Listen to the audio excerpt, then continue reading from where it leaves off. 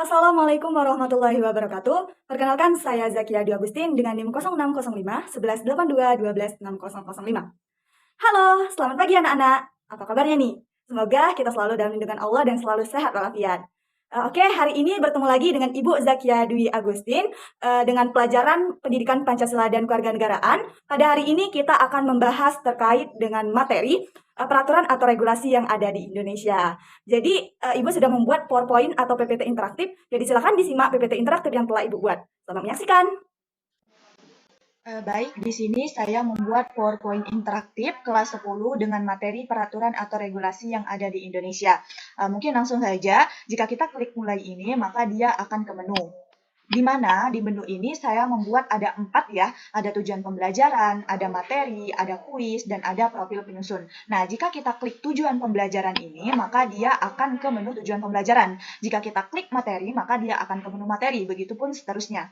Nah, mungkin pertama kita akan mengklik tujuan pembelajaran dulu, yang mana di tujuan pembelajaran ini atau tujuan pembelajaran yang akan kita capai pada materi hari ini, yang pertama, peserta didik mampu menjelaskan makna dan jenis dari regulasi melalui berbagai sumber dengan tepat. Kedua, peserta didik mampu menganalisis regulasi yang tumpang tindih dan bertentangan antara regulasi yang setara atau lainnya melalui berbagai sumber dengan tepat. Ketiga, peserta didik mampu menganalisis penyelesaian sengketa jika terjadi tumpang tindih, pertentangan antara satu regulasi dengan regulasi yang setara atau lainnya melalui berbagai sumber dengan tepat. Nah, kemudian kita back, maka dia akan kembali ke menu tadi. Nah, selanjutnya setelah kita menyampaikan tujuan pembelajaran tadi, maka akan beralih ke menu materi.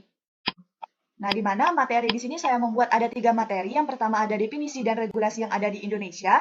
Kedua ada regulasi yang tumpang tindih atau bertentangan. Ketiga ada penyelesaian regulasi yang tumpang tindih atau bertentangan. Nah, yang pertama kita akan mengklik yang definisi dan regulasi yang ada di Indonesia terlebih dahulu. Yang mana di sini kita tahu ya bahwasanya regulasi itu bisa dibilang peraturan gitu. Jadi regulasi ini merupakan sekumpulan instrumen abstrak yang disusun dalam sebuah kesatuan untuk mengontrol tindakan atau perilaku orang akan suatu hal. Nah, dengan adanya regulasi ini, manusia dituntut untuk bertindak sesuai kehendak bebasnya, tapi penuh dengan tanggung jawab. Nah, sebelum terbentuk menjadi sebuah regulasi yang utuh, ada proses panjang tentunya yang harus dilalui para perumus regulasi. Jadi, regulasi sendiri itu pencetusnya itu negara atau pemerintahan negara tersebut gitu. Jadi dari hal tersebut regulasi juga dibuat oleh pihak swasta yang memiliki kewenangan tertentu gitu. Nah, kemudian kita masuk ke jenis-jenis regulasi, yang mana jenis-jenis regulasi ini ada 4. Yang pertama ada regulasi arbiter, yang mana regulasi arbiter ini merupakan aturan yang mengharuskan penggunanya memilih salah satu dari beberapa opsi yang sama-sama valid.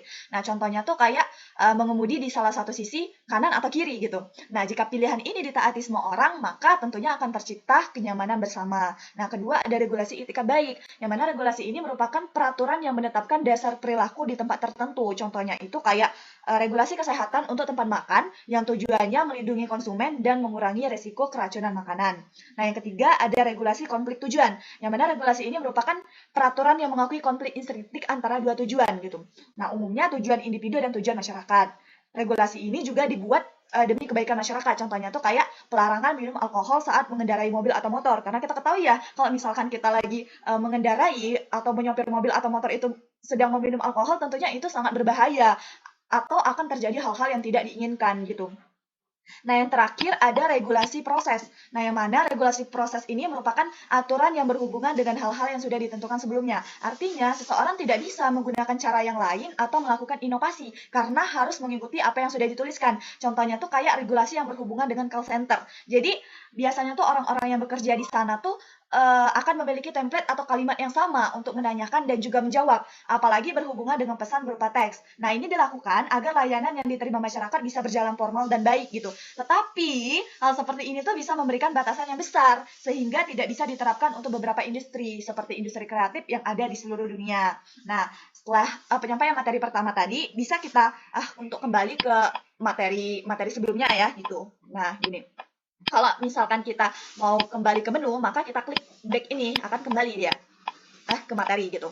Nah, yang kedua, ada materi regulasi yang tumpang tindih atau bertentangan. Nah, di sini bahwasanya produk hukum baru biasanya muncul untuk menyelesaikan persoalan yang dihadapi pemerintah. Namun, ada kalanya munculnya regulasi tidak mampu mengatasi masalah dan justru menghadirkan persoalan baru. Kayak contohnya itu, pembagian kewenangan antara pusat dan daerah berkali-kali berganti. Daerah baru menjalankan satu undang-undang yang memberi mereka kewenangan di sektor tertentu, kemudian muncul undang-undang baru yang mengubah semaunya. Nah, maka itu akan terjadinya tumpang tindih atau pertentangan antara pembagian kewenangan antara pusat dan daerah gitu. Nah, oleh karena itu seharusnya tuh nggak perlu semua hal itu dijadikan undang-undang, khususnya aturan-aturan yang hanya mengikat ke dalam satu lembaga. Jadi yang perlu diundangkan itu ialah peraturan yang mengikat keluar dan menjadi kewajiban seluruh masyarakat serta disertai saksi gitu. Nah, kemudian kita kembali ke materi lagi. Yang terakhir ada materi penyelesaian regulasi yang tumpang tindih atau bertentangan.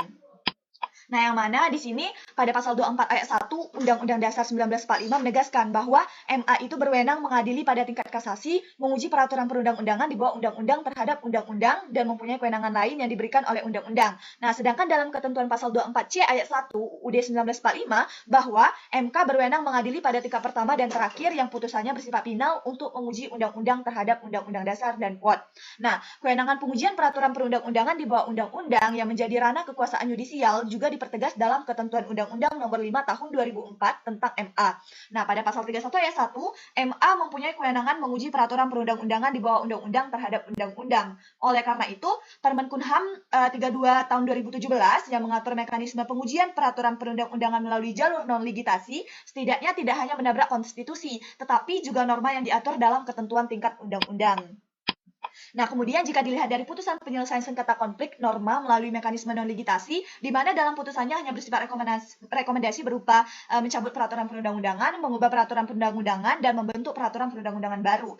Jadi hal ini tentu saja kontradiktif gitu dengan lembaga kekuasaan kehakiman, di mana putusannya tuh mempunyai daya ikat secara hukum serta sejak putusan tersebut dibuat gitu. Nah, seharusnya gitu, ruang yang digunakan pemerintah dalam menata regulasi itu bukan melampaui kewenangan yang diberikan oleh konstitusi, tetapi dengan mengefektifkan tahapan executive review, di mana tahapan ini merupakan upaya pencegahan pada saat naskah produk hukum masih dalam bentuk rancangan dan belum diberlakukan, baik apabila terdapat aturan yang bertentangan dengan aturan yang lebih tinggi, maupun aturan yang saling tumpang tindih dengan aturan hukum lainnya. Nah, selanjutnya kita kembali ya. Nah, setelah menjelaskan materi tadi, maka kita akan beralih ke menu kuis gitu. Yang mana di kuis ini tuh terdapat 4 pertanyaan pilihan ganda yang harus dijawab dengan benar. Jika salah menjawab, maka akan muncul emoticon sedih. Sedangkan jika benar, maka akan muncul emoticon gembira gitu. Mungkin kita langsung saja start atau mulai ya. Nah, yang pertama ini ada pertanyaan. Salah satu unsur pembentuk peraturan perundang-undangan adalah, silahkan teman-teman sekalian untuk menjawab dulu sebelum akan yang mana jawabannya akan yang benar gitu.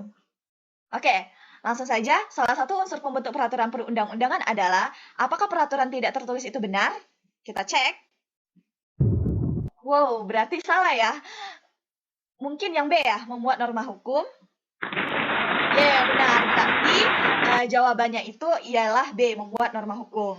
Kemudian ke pertanyaan selanjutnya, akibat perubahan Undang-Undang Dasar Negara Republik Indonesia tahun 1945 terjadi perubahan struktur kelembagaan, bahkan ada lembaga negara yang dihilangkan. Lembaga negara yang dimaksud adalah, jawabannya itu ialah Dewan Pertimbangan Agung. Kemudian, pertanyaan ketiga, peraturan perundang-undangan yang kedudukannya setingkat di bawah peraturan daerah provinsi adalah, apakah peraturan daerah kota benar? Jawabannya benar ya. Mungkin ke pertanyaan selanjutnya. Apabila ada masalah korupsi dan terjadi pertentangan antara Undang-Undang Nomor 20 Tahun 2001 tentang korupsi dengan KUHP yang berlaku adalah Undang-Undang Nomor 20 Tahun 2011, pilihan yang benar dan sesuai pernyataan di atas adalah, jawabannya ialah B. Apakah benar? Benar. Berarti peraturan perundang-undangan yang dapat dijadikan dasar yuridis adalah peraturan sederajat. Nah, mungkin itu saja ya kuis hari ini.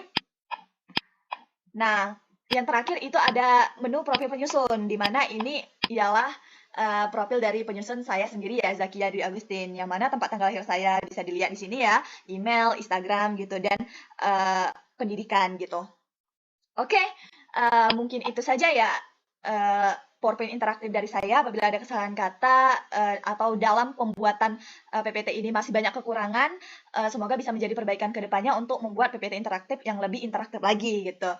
Nah, itulah tadi PPT interaktif yang telah Ibu buat. Apabila Ibu ada salah ya dalam berkata atau dalam pembuatan Ibu, mohon maaf. Silahkan untuk dipelajari lagi terkait dengan materi yang sudah Ibu share dalam bentuk PPT interaktif tersebut. Semoga bermanfaat untuk kita. Ibu akhiri, wassalamualaikum warahmatullahi wabarakatuh.